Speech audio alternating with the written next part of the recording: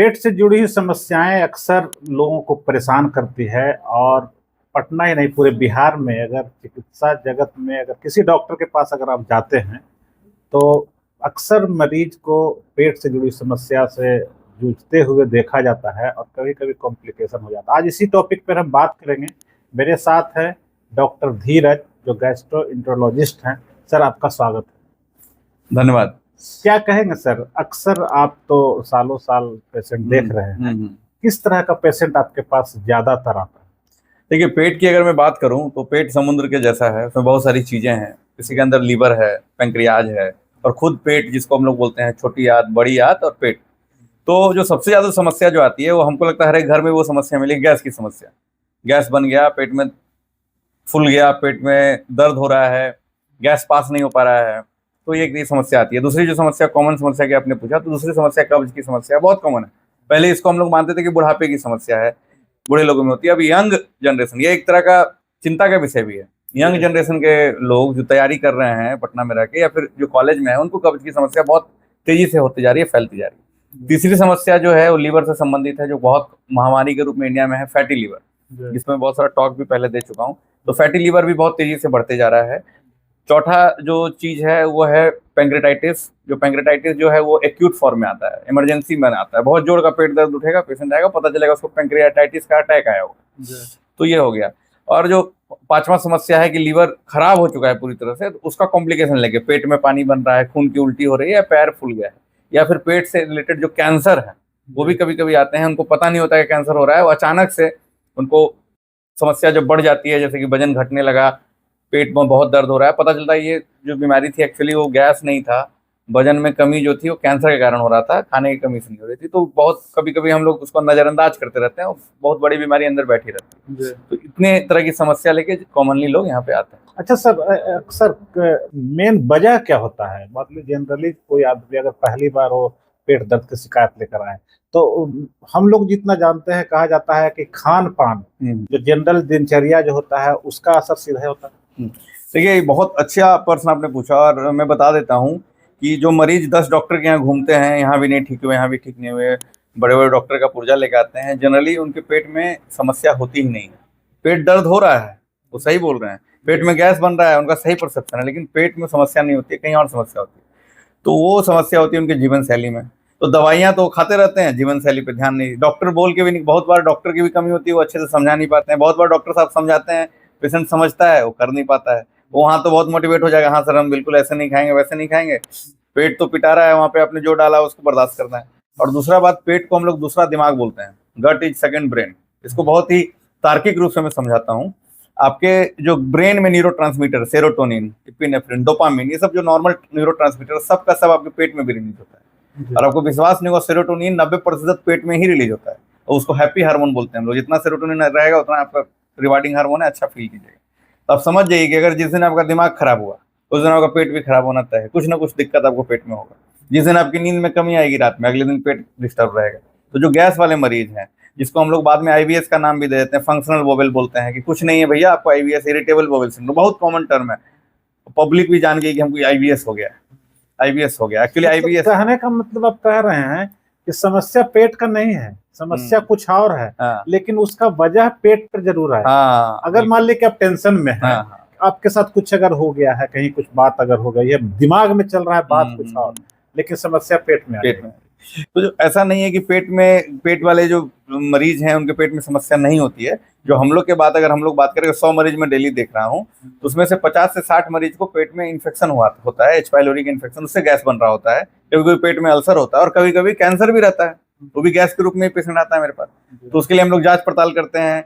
बहुत सिंपल जांच है कि भैया हम खून की कमी आंख से देख लियो तो सामने ही दिख जाता है खून की कमी है, उसके साथ उसको हम लोग रेड फ्लैग साइन बोलते हैं।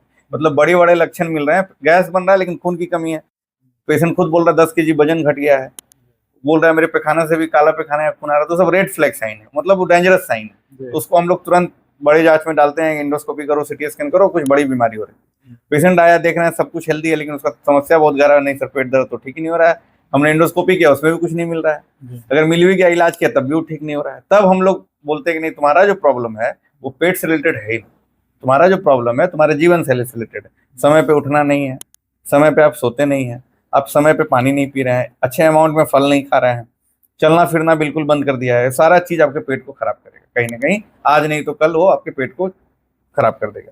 तो वो दो तरह से खराब हो गया, तो आपको कब्जियत होगा, गैस बनेगा। तो कब्ज, और कब्ज की मैं बात करूंगा, बहुत आपने जो बोला था कब्ज की जो समस्या है, आपको विश्वास नहीं होगा। एक आज मरीज फिर आया तो बोले सर कब्ज तो मेरा ठीक ही नहीं हुआ, दवाई जब तक खाते हैं ठीक रहता है, फिर छोड़ देते हैं फिर हो जाता है। तो मैंने उनको बोला था वजन घटा लीजिए, 90 kg के थे सर, वजन तो नहीं घट रहा है। मैंने बोला कि कितने बजे उठते हैं सर, उठना तो समय पे नहीं हो पा रहा है।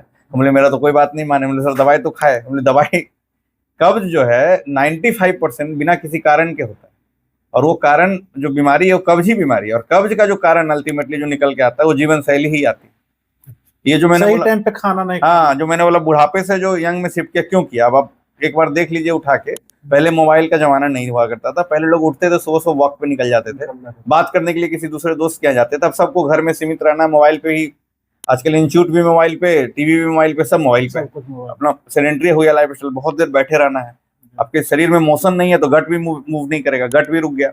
आपने खाना खाने में क्या किया? फल का सेवन बंद कर दिया, आप जंक फूड की ओर शिफ्ट कर चुके हैं हम लोग बहुत अधिक मात्रा में। अब जोमेटो स्विगी का जमाना है, हम लोग खाना ऑर्डर करते हैं, उसमें बहुत मात्रा में प्रिजर्वेटिव है, पुराना खाना है। तो ओवरऑल जो चीजें हैं, स्ट्रेस लेवल बढ़ गया, पहले इतना कंपटीशन का माहौल नहीं था, अब कॉम्पिटिटिव माहौल है, तो सब लोग कहीं ना कहीं से बहुत स्ट्रेस में। तो स्ट्रेस, फूड और लाइफ स्टाइल, मतलब सेडेंट्री लाइफ स्टाइल, एक्सरसाइज नहीं करना, ये तीनों चीज जो है आपके पेट को कहीं ना कहीं से माइक्रो डैमेज करता है। जब बहुत बढ़ जाता है तब वो डॉक्टर के पास आते हैं सर, अब फिर डॉक्टर के पास आता है, डॉक्टर उनको समझाता है कि भैया लाइफ स्टाइल चेंज करो, लेकिन फिर लाइफ स्टाइल नहीं बदला जाता, और वो समस्या जो है वो दिन प्रतिदिन चलते चले जाती है। मेरे पास बहुत सारे ऐसे एग्जाम्पल है पेशेंट के, कुछ कुछ बहुत साहसिक महिला का जिनका मैंने वीडियो बनाया कि आप बनाइए, वो AGPGI CMC सब जगह घूमी हुई थी, लास्ट में सुसाइडल ठाउट आ रहे थे उनको कि अब सर जीने से मतलब है नहीं। कंकड़बाग की रहने वाली महिला की बात कर रहा हूँ, उनके पति भी आए कि सर इनको तो अब कुछ समझ में नहीं आता है, हम लोग कहाँ जाए, ढकार आता है, पेट फूल जाता है, रात भर करवट बदलती है, आराम नहीं है। सिर्फ और सिर्फ उनका हमको समझ में आया कि कुछ कुछ डाइट है जिसको इसको चेंज करना है, उन्होंने स्ट्रिक्टली फॉलो किया। गेहूं का आटा नहीं खाना है, दूध बिल्कुल नहीं, दूध का कोई सामान नहीं, तो सारे चीज को अच्छे से फॉलो किया, कंप्लीटली उनका लाइफ बदल गया। तो अगर डाइट रेस्ट्रिक्शन की बात है तो डाइट रेस्ट्रिक्शन से ही ठीक हो।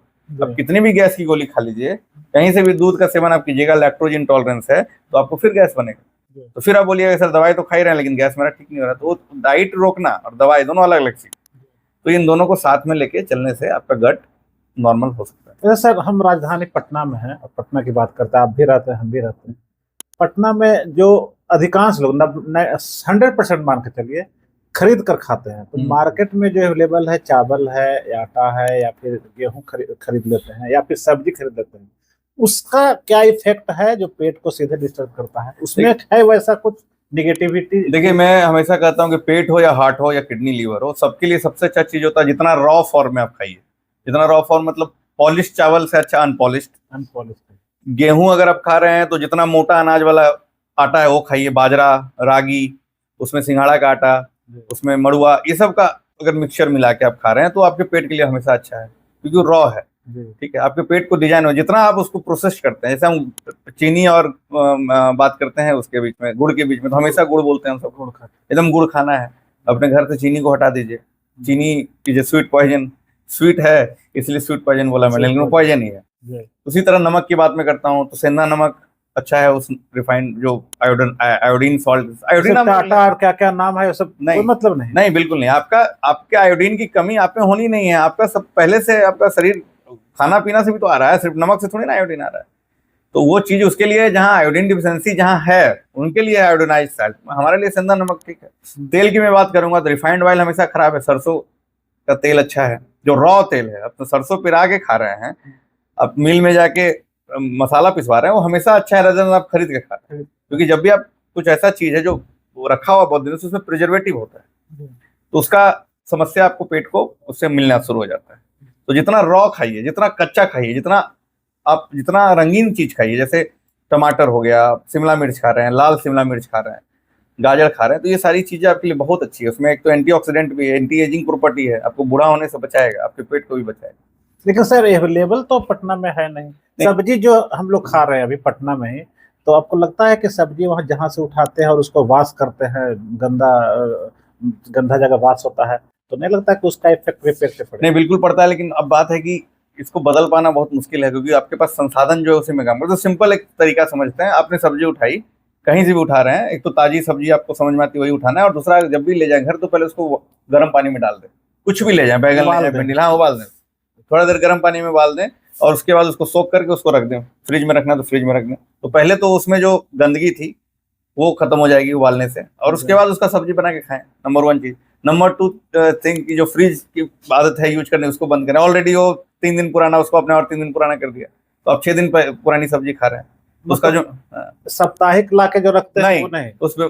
उसका तो बिल्कुल मैं हमेशा ये करता हूँ। मैं खुद घर में डेली मैं अपना सब्जी कैरी करता हूँ, ले जाता हूँ, फ्रेश कोशिश करता हूँ। फ्रिज का यूज उसके लिए है ही नहीं, वो उसका भी मैं ये करता हूँ, हमेशा निंदा करता हूँ, नहीं ये गलत बात है। प्रिजर्वेटिव आप प्रिजर्व करके कुछ क्यों खा रहे हैं, जब आपके पास अवेलेबिलिटी है जाके ला सकते हो तो ला सकते हैं। तो ताजी फल और ताजी सब्जियां कहीं भी पढ़िएगा तो ही लिखा रहेगा, ताजे फल ताजी सब्जी। इसका एक बहुत मैकेनिज्म है, उसमें मिनरल्स की क्वालिटी अच्छी रहेगी। आप खुद समझिए, आप कोई चीज को रखते हैं तो धीरे धीरे मुरझा जाता है, फूल भी मुरझाता है, तो इसके अंदर आपने जैसे ही पेड़ से तोड़ा उसको, तो उसको पेड़ से तो सब कुछ मिल रहा था न्यूट्रिशन, वो धीरे धीरे उसका जो अपना क्वालिटी है वो बहुत पुअर हो। अच्छा, एक सवाल और है उसमें। और जूस और फल, इसमें बता देता हूँ, जूस कभी मत पिया कीजिए। आप लोग के पास दांत अगर है, नहीं पीना है जूस। हाँ, अब फल खाइए, फल से बहुत सारी चीजें हट जाती है जूस जब बनती है। आप खुद देखिए ना, आपने जैसे संतरा का जूस निकाला, तो संतरा का इतना भाग जो आप फेंकते हैं वो भी तो इम्पोर्टेंट है, वो रफेज है आपके पेट को, आपके बात कीजिए कब्जियत के लिए हम बोलते हैं फल का, तो कब्जियत के लिए फल वाला हिस्सा तो जूस में निकल गया, जिसको कब, हाँ, जिसको कब तो ही दूर करेगा। तो वो चीजें आपको समझनी होंगी। बस एक फल का जूस जो है वो अच्छा माना जाता है, बेल का, उसमें वो रह जाता है चीज, उसमें बहुत सारी चीज, लेकिन बाकी फल का अब जैसे ही जूस निकालते हैं तो उसका बहुत मेजर कंटेंट आप उसको हटा देते हैं। अच्छा, एक चीज और, जो सब्जियों में जो एक सुई देता है, सुई देने से उसका विकास हो जाता है, कुछ वो कितना घातक होता है? देखिए बात क्या है कि ये जो चीजें हैं, तो मैं हमेशा ही बोलता हूँ कि गांव के लोग अभी भी ज्यादा स्वस्थ क्यों माने जाते हैं। गांव के लोग हैं कि अपना उन्होंने कोई भी सब्जी, इसको ऑर्गेनिक फार्मिंग आजकल बहुत ट्रेंडिंग, बहुत चर्चा है। ऑर्गेनिक का मतलब सिंपल इतना ही है, विदाउट प्रिजर्वेटिव और विदाउट केमिकल हम चीजों को ग्रो कर रहे हैं। कोई भी केमिकल देके, कोई भी चीज आप पिला के खिला के अगर आप सब्जी को ग्रो कर रहे हैं तो वो कहीं से भी उचित नहीं। ठीक, हाँ, अगर जैसे वैक्सीन हम लोग के बच्चों को भी दिया जाता है, हमको आपको भी पड़ता है, तो वैक्सीन अगर तरह का कोई चीज है जैसे सब्जी में इन्फेक्शन नहीं हो, वो वहां तक ठीक है, लेकिन ग्रोथ के लिए अगर आप कुछ यूज कर रहे हैं, चाहे वो गाय का दूध बढ़ाने के लिए हो या सब्जी को बढ़ाने के लिए, वो दोनों गलत है।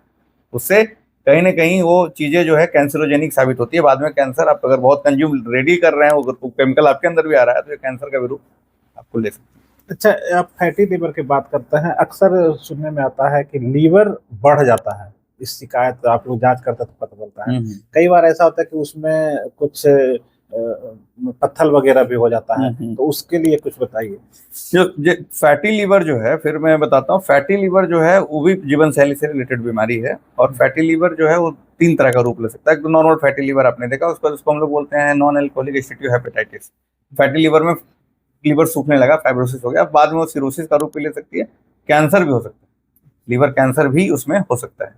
तो जब फैटी लीवर की मैं बात करता हूँ तो उसमें जो कारण है वो बहुत जरूरी है जानना। जैसे एक आया मेरे पास आदमी, मोटापा है, 30 BMI 30 से ज्यादा, 80 kg 90 kg वजन, उसको फैटी लीवर मिल रहा है, तो मोटापा सबसे इंपॉर्टेंट कारण है। जैसे जैसे मोटापा घटेगा उसका फैटी लीवर भी इंप्रूव करेगा।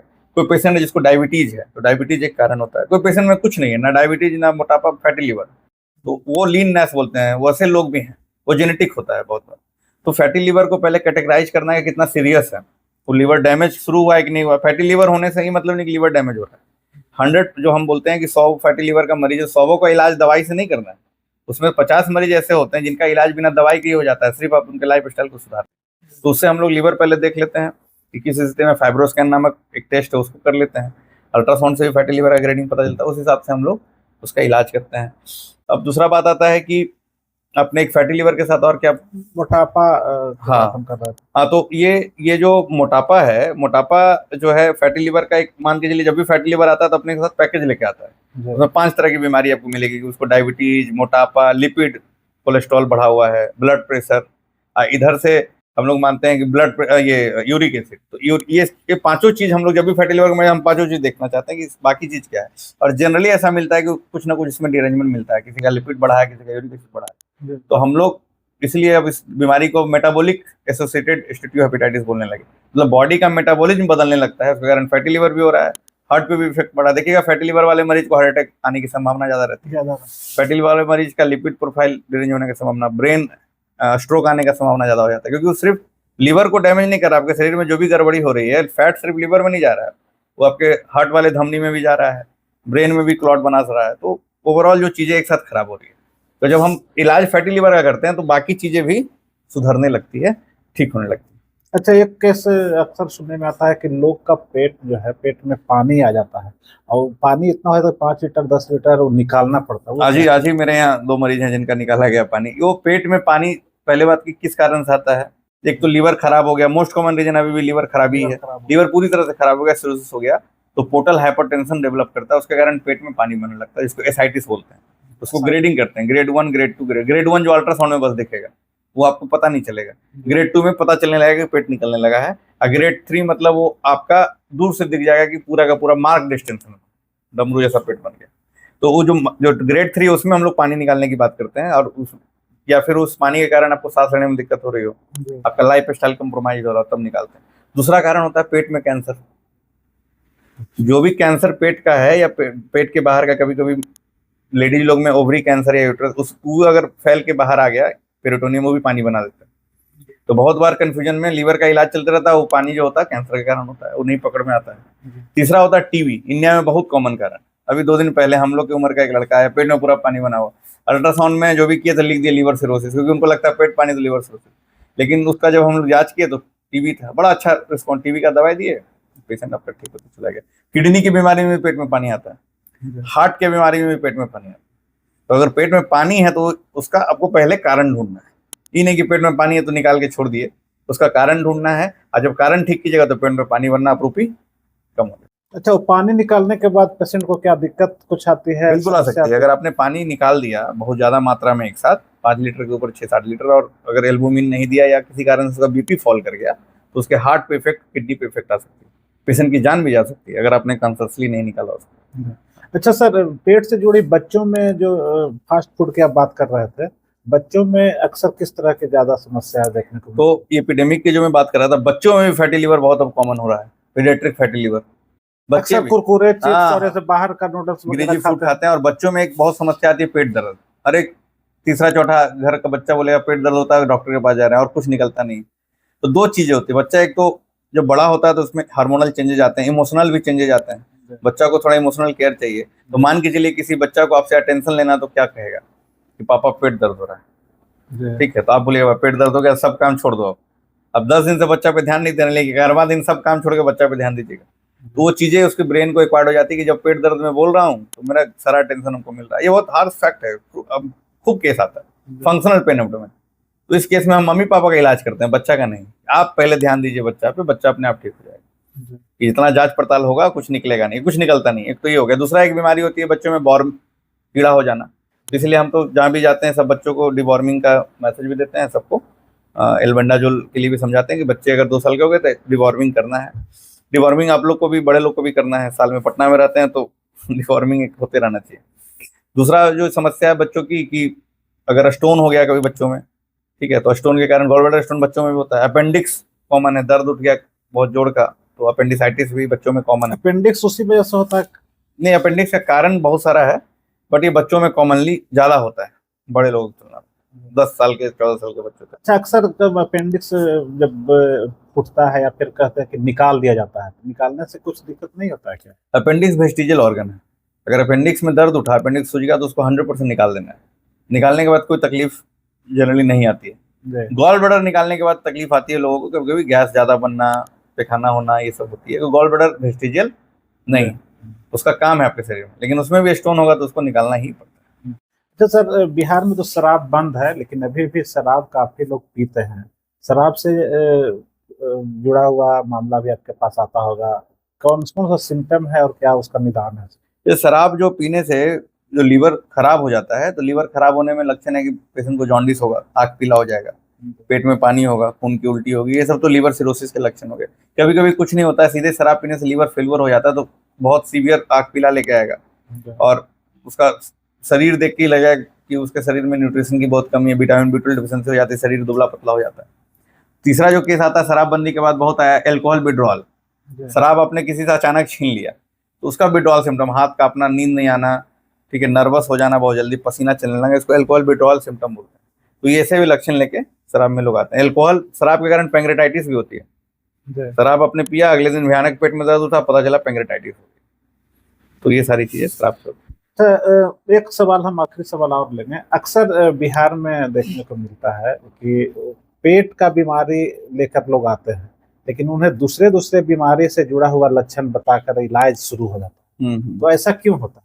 देखिए, बात क्या है कि इसमें दोनों चीज है। पेट, कभी कभी लोग समझते हैं कि उनको गैस हुआ है, जी। तो आपको लोग आएंगे बोलेंगे गैस हुआ है, तो आपका ये होना चाहिए कि गैस है कि कुछ और है। मेरे पास, आपको बता दूं, मैं पिछले महीने कम से कम 7 से 8 ऐसे केस आए जिनको हार्ट अटैक आया हुआ था सीवियर, और गैस बोल के मेरे यहाँ आए हुए। मैं सुबह में जैसे आया, देखा बेड पे लेटे हुए हैं, एग्जामिन किया, तो मैं पीएमसीएच में 5 साल काम किया हूँ मेडिसिन डिपार्टमेंट में, तो मुझे तो आइडिया है कि हार्ट अटैक कैसा होता है, पेट का गैस कैसा होता है। तो बोले भैया आपको हार्ट अटैक, आप यहाँ से तुरंत जाइए। फोन किया डॉक्टर उपेंद्र सर को, भैया हार्ट अटैक का केस आप देखिए। हार्ट अटैक ही था, तुरंत इंटरवेन हुआ, पेशेंट बच भी गया। एक पेशेंट आया मेरे पास कि सर रात में गैस इतना बन जाता है कि हमको सांस लेने में दिक्कत होता है। उसको हार्ट फेलियर का साइन था। वो हार्ट फेलियर का साइन होता है, रात में अचानक से उठिएगा, सांस लेने में दिक्कत लगेगा, गैस बन गया। तो कभी कभी क्या होता है, सिम्टम ओवरलैप करता है। हम लोग उसको नजरअंदाज अगर कर दें, गैस की ओर ध्यान दें, तो समझ गैस का इलाज चलते रहता है और पेशेंट उधर से खराब भी होते रहता है। अब बहुत बार क्या होता है कि पेट का ही दिक्कत रहता है, उसको हम लोग समझते रहते हैं कहीं और का दिक्कत है। हाँ, तो वो वैसे केस भी बहुत आते रहते हैं। डायलिसिस एक शब्द है जो अक्सर चर्चा में रहती है, आखिर क्या वजह होता है डायलिसिस करना पड़ता है लोग? जैसे जब आपका किडनी दोनों फेल हो चुका है और किडनी का फंक्शन अब वो बचा ही नहीं है शरीर में, किडनी काम ही नहीं कर रहा है, तो सिंपल ही समझिए डायलिसिस का मतलब है एक आर्टिफिशियल किडनी। वो 2 किडनी जो आपका दोनों बंद हो चुका है, तो हम डायलिसिस के थ्रू बस उसका काम कर रहे होते हैं। अगर वो डायलिसिस नहीं होगा तो पेशेंट का जान जा सकता है, उसका जान खराब होगा। डायलिसिस एक तरह से लाइफ सेविंग चीज है, और वो तब करते हैं जब दोनों किडनी फेल हो जाता है, इंड स्टेज रिनल डिजीज, या फिर किसी किसी कारण में क्या होता है कि किडनी आज आपका फेल हुआ किसी कारण से, डायलिसिस कर रहे हैं, किडनी को सपोर्ट दे दिए, 10 दिन 20 दिन 1 महीने बाद किडनी फिर से ठीक होगी, तो डायलिसिस की जरूरत भी नहीं पड़ती। कुछ मिथ है लोगों में कि डायलिसिस एक बार करा लिया तो जीवन भर कराना पड़ेगा, वो मिथ गलत है। जब जरूरत है तो डायलिसिस हुई, जब किडनी नॉर्मल हो जाएगा तो डायलिसिस की जरूरत खत्म हो। जैसा बुजुर्ग जो होते हैं उनके लिए पेट से जुड़ी क्या कुछ समस्या है, या फिर उसका निदान और कैसे रहें बुजुर्ग, इसके बारे में कुछ बताएं। ये तो बुजुर्ग के लिए जो लोग हैं उनके लिए सबसे पहले तो यही कहूंगा कि वो अपने वॉकिंग स्टाइल को मेंटेन करें, चलना चाहिए उनको बिल्कुल, जब तक कि पूरा शरीर उनका साथ नहीं छोड़ते, चलते रहना चाहिए। आधा घंटा का वॉकिंग करें। पानी जो है 3 से 4 लीटर डेली पिए, और अपने खाने में एक टाइम एक ही रोटी खाएं, लेकिन फल और सलाद खूब मात्रा में खाएं। कच्चे चीजों का सेवन बढ़ा दें, रात में खास करके कच्चे चीज ज्यादा खाएं और रोटी कम खाएं, दाल का प्रचुर मात्रा में सेवन करें। चौथा बात ये हुआ कि उनको कभी भी लगे कि उनका वजन घट रहा हो बिना किसी कारण के, या भूख में बहुत ज्यादा कमी आ गई हो, या खाने में खून आ रहा हो, या फिर पेट में कहीं दर्द हो रहा हो जो 1 महीने से ज्यादा तक रह गया हो, तो सारे ये 4 चीज बताई। 5वां चीज उल्टी हो रही हो या खून की उल्टी हो गई हो, ये सारी चीजें में उनको तुरंत डॉक्टर से मिलना है। ये कैंसर का लक्षण हो सकता है। उस उम्र में कैंसर इसी तरह के लक्षण लेके आता है जो मैंने अभी बताया। अक्सर लोग कहते हैं कि खाना खाते हैं तो लगता है पेट में रखा हुआ है, वो वजह क्या हो सकती है? तो बहुत सारी वजह है। इन्फेक्शन है, डायबिटीज में गैस्ट्रोपेरेसिस हो जाता है, पेट का चाल ही कम हो जाता है, गैस्ट्राइटिस है, पेट में अल्सर है, ये सारी चीजों में लगता है कि पेट में खाना रखा हुआ है। तो इसका हम लोग इंडोस्कोपी के माध्यम से देखते हैं कि किस कारण से ऐसा हो रहा है, उसका इलाज होता है, वो पूरा ठीक हो जाता है। बहुत कुछ बताया सर आपने, लेकिन अंतिम जाते जाते एक संदेश जरूर दीजिए। पेट से जुड़ी समस्या जो जूझ रहे हैं वो क्या करें? तो मेरा संदेश यही है कि जो चीज़ें इन्फेक्शन के कारण है, जो चीज़ें बीमारी कारण है, उसके लिए मैं हूँ, और बहुत सारे डॉक्टर हैं, वो ठीक हो जाता है। लेकिन अनफॉर्चुनेटली जो हमारा पेट है, वो दूसरा ब्रेन, दूसरा दिमाग है, तो बहुत बार ऐसी चीज़ें होती हैं जो डॉक्टर के हाथ में नहीं होती हैं, दवाई से ठीक होने के लायक नहीं होती है। वो चीज़ आपको खुद ठीक करना होता है। उसके लिए आपकी जीवन शैली बहुत महत्वपूर्ण रखती है। उसमें सबसे इम्पोर्टेंट मैं बोलूँगा कि 10 मिनट अपना समय लें खुद से बात करने के लिए, खुद को खुश रखने की कोशिश करें। जीवन में स्ट्रेस बहुत है, मुझे पता है, सबके लाइफ में अलग अलग कारण है, लेकिन खुश रहना बहुत जरूरी है। आप अगर खुश रहते हैं तो आपका पेट भी खुश रहेगा। पानी का भरपूर मात्रा में सेवन करें। मैं हमेशा अपने साथ वाटर बोतल अपने टेबल पे ही रखता हूँ। आप जहाँ भी पढ़ रहे हैं, आपका क्या काम है, या तो पढ़ रहे हैं या तो मार्केट में घूम रहे हैं, हमेशा एक बोतल रखिए, बोतल खाली और रिफिल कर लीजिए। पानी का सेवन हमेशा होते रहना चाहिए। समय पे खाना खाइए, स्किप मत कीजिए। मील स्किप करने की टेंडेंसी मत अभी से बना लीजिए कि आज नहीं खाया, चलो कोई बात नहीं, आज बहुत काम था। नहीं, 10 मिनट समय निकाल के खाना खाइए, क्योंकि आपका शरीर स्वस्थ नहीं रहेगा तो आपका कोई काम अच्छे से हो नहीं पाएगा। रात में हमेशा पूरी नींद लिया कीजिए। ऐसा नहीं कि कभी टीवी देखने में टाइम खत्म हो गया, कभी ओटीटी पे शो चल रहा है, आज बहुत चिंता हो गया तो नींद नहीं आ रहा। नींद नहीं आ रही, डॉक्टर से मिलिए, कुछ भी कीजिए, नींद पूरा कीजिए। जब आप नींद लेते हैं तो आपका पेट अपने आप को रिपेयर कर रहा होता है, अपने आप को फिर से वो तैयार कर रहा होता है अगले दिन के लिए। ये बातें हो गई। पांचवी बात, हमेशा अगर घर में है तो 5 लोग साथ में बैठ के खाना खाइए। जब आप बैठ के खाना खाते हैं तो उसमें एंडोर्फिन रिलीज होता है। अकेले में खाना, अकेले रहना, इससे आपका पेट और खराब होते चला जाता है। तो ग्रुप में रहिए, आपस में बात कीजिए, डिप्रेशन से बाहर निकलिए, एक्सरसाइज कीजिए, योगा कीजिए। और अगर लगे ये सब करने के बाद भी बिल्कुल हम नहीं ठीक हो रहे हैं तो हम लोग तो फिर हैं ही। एक सवाल और हम लेंगे। अक्सर लोग ज्यादा दवा खाते हैं, उसका इफेक्ट पेट पे रहता है। लोग कहते हैं कि काफी उसका दवाई का मतलब एंटीबायोटिक की मैं बात करूंगा। अगर आप बहुत एंटीबायोटिक ले रहे हैं तो गट फ्लोरा डैमेज हो जाता है। और गट में, आपके पेट के अंदर जितने, पूरे ब्रह्मांड में जितने लोग नहीं, उससे ज्यादा बैक्टीरिया एक आदमी के पेट के अंदर है, ट्रिलियंस से भी ज्यादा। तो मान के चलिए आप एक एंटीबायोटिक जैसे ही खाए तो ट्रिलियंस में से 2 लाख 4 लाख मरा। तो जैसे ही खराब हुआ तो वो एंटीबायोटिक का इफेक्ट आपको मिलता है। हम तो एक स्ट्रिक्टली बोलते हैं कि 12 साल का बच्चा अगर है तो कोशिश यही रहना चाहिए कि एंटीबायोटिक दिया ही नहीं जाए। बच्चों में तो बिल्कुल अवॉइड करना चाहिए। बच्चों को इम्यूनिटी को बनाने में एंटीबायोटिक नहीं देने का बहुत रोल है। मैं खुद के फैमिली में मेरा होता है कि 2-4 दिन बुखार रहा है, पैरासीटामोल पे रखो, एंटीबायोटिक रोक के रखो। एक तो ये चीज हो गई।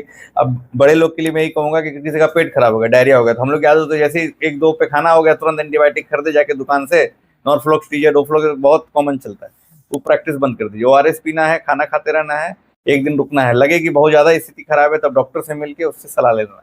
ठीक है, खुद सेल्फ प्रिस्क्राइब्ड या सेल्फ जाके दवाई लेने वाली आदत अच्छी नहीं होती है, वो खराब होती है। आयुर्वेदिक दवाई का प्रचलन बहुत बढ़ गया है, तो आयुर्वेदिक डॉक्टर से मिलके लीजिए। मैं हमेशा आयुर्वेद के कभी खिलाफ नहीं हूँ, बहुत ज्यादा मैं पसंद करता हूँ। मैं तो अपने एलोपैथ से भी ज्यादा आयुर्वेद का मैं प्रशंसक हूँ, क्योंकि वो रूट है, हम लोग का जड़ वही है।